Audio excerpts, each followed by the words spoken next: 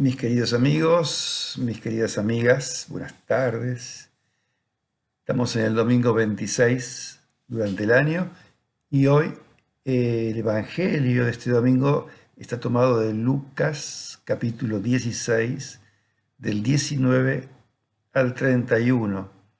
Como siempre les propongo leerlo y dejarse impresionar por esta parábola del rico que se viste magníficamente y banquetea espléndidamente, y de Lázaro que está a las puertas de su casa. Una parábola muy dura, muy cuestionante, que les invito a leer y a dejarse interpelar por ella.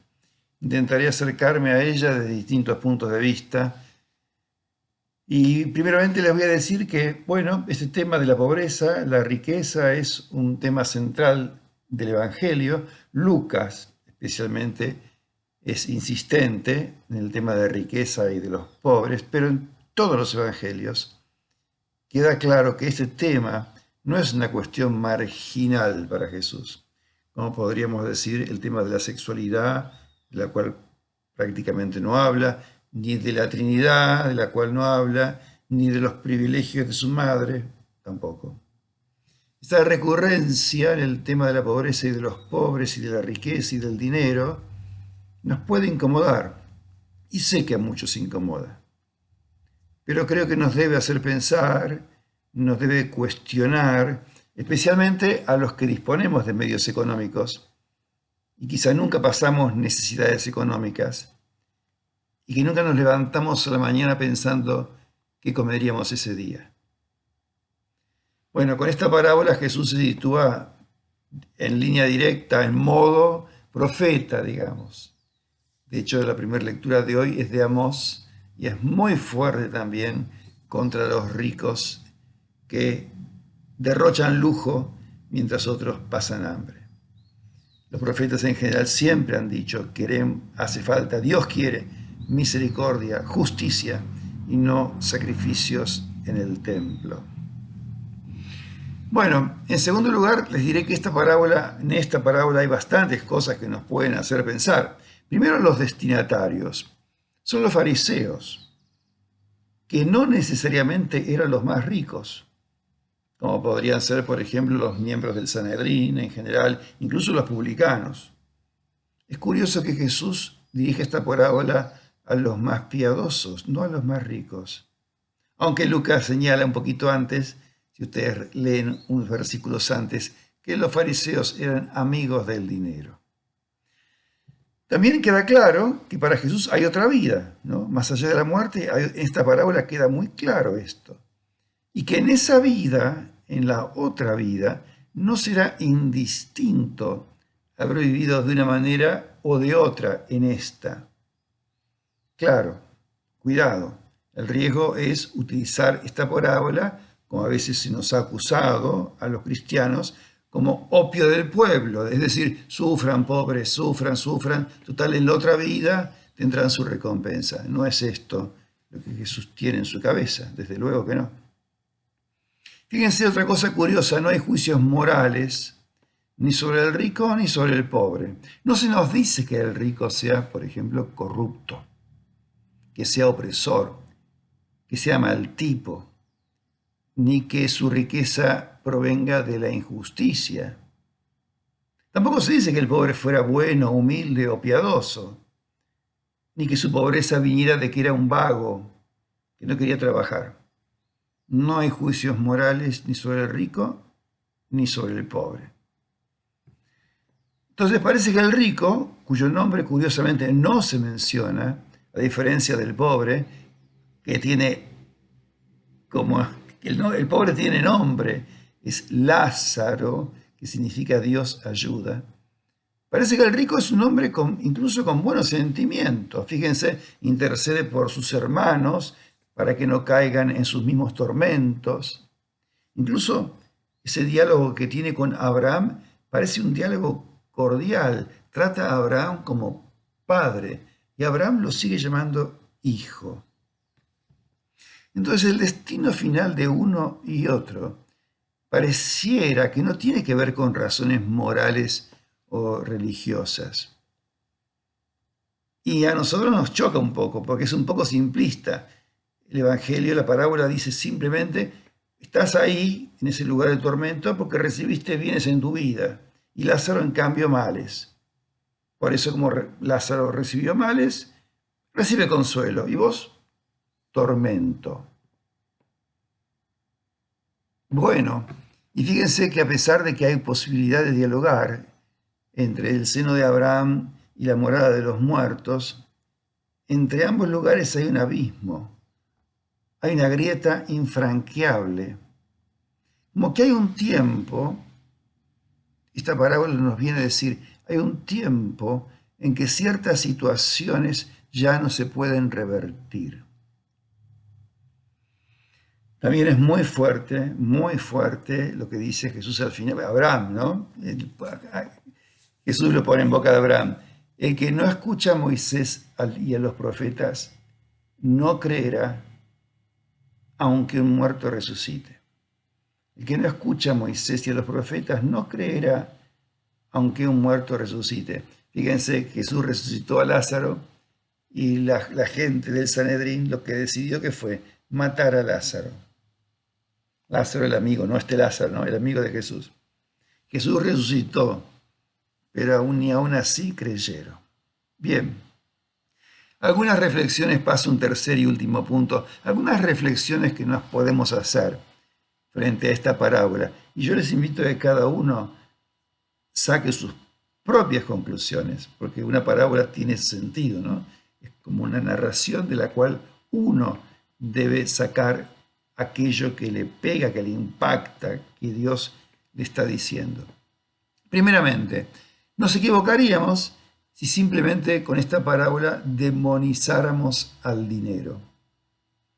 Este dinero se convierte en malo cuando deja de ser un medio y se convierte en un fin, es decir, cuando se transforma en un ídolo, en un dios.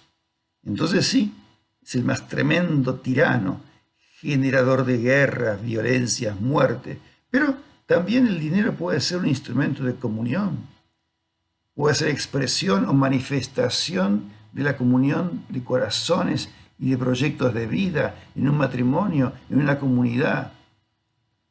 Puede ser instrumento de solidaridad, puede ser un instrumento que genere proyectos nuevos, económicos, desarrollo sustentable. Parece que el pecado del rico, y acá entramos más en el tema, es simplemente, fíjense, ignorar al pobre. El rico no le negó propiamente la comida al pobre, no lo vio. No lo vio. El pobre es invisible para el rico. Fíjense, en el fondo es un pecado de omisión. Es un pecado de omisión porque sus riquezas, sus placeres, el ambiente que se generó, lo encegueció. No puede ver más allá de esas paredes. No puede ver más afuera de ese metro cuadrado de riqueza que él construyó. Bueno, hermanos y hermanas, después de 200 años de relatada esta parábola, ¿cuántos Lázaros hay hoy en el mundo? Millones de Lázaros, millones de Lázaros. Es un mundo que genera Lázaros en todos los países, en todos los continentes. Lázaros en las calles de nuestras ciudades, en las puertas de nuestras iglesias, en la periferia de nuestras ciudades, las grandes ciudades, en los campamentos para refugiados. Estamos inmersos en un sistema económico que genera pobres cada vez más pobres y ricos cada vez más ricos. Aunque tratemos de tranquilizar nuestra conciencia diciendo que los pobres son pobres porque quieren, porque son vagos, porque no trabajan. Podríamos hoy pensar incluso que la madre tierra es Lázaro. Nos está gritando, así no va más. Y no la escuchamos.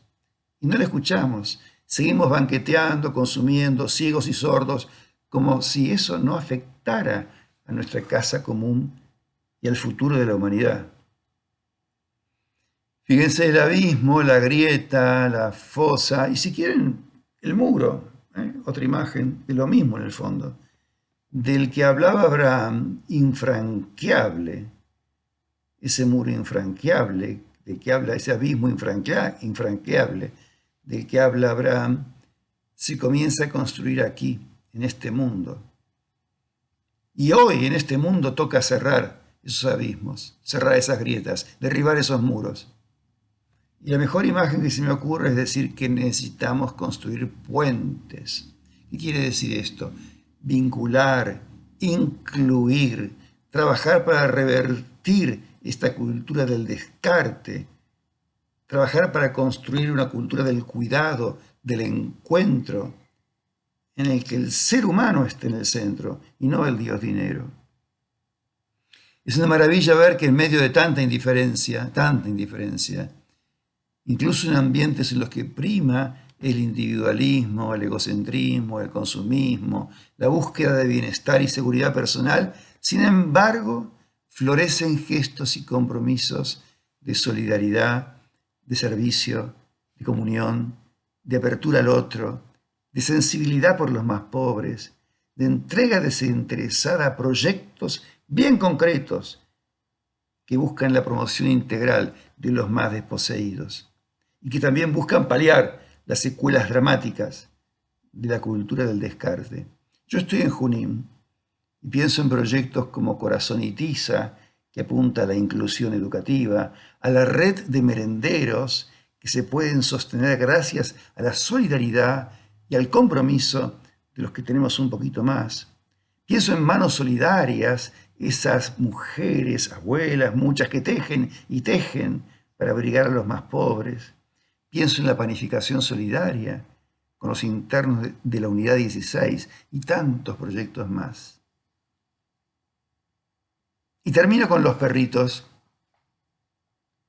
¿Se fijaron en el detalle de que los perros lamían las llagas de Lázaro mientras él esperaba comer lo que caía de la mesa del rico? De la mesa del rico no cae nada. La famosa teoría del derrame, del efecto derrame, la copa que se derrama, es una mentira. Bueno, pero volvamos a los perros. En cierta ocasión, cuando una mujer sirofenicia le pidió un milagro a Jesús para su hija muy enferma, Jesús dijo que no se le da el pan de los hijos a los perritos. ¿Y la mujer qué le contestó? La mujer le dijo, los perritos comen de lo que cae de la mesa de sus dueños. Imagen parecida, ¿no? Lo que cae de la mesa. El abismo, fíjense, el abismo que en ese momento existía para Jesús, ¿no?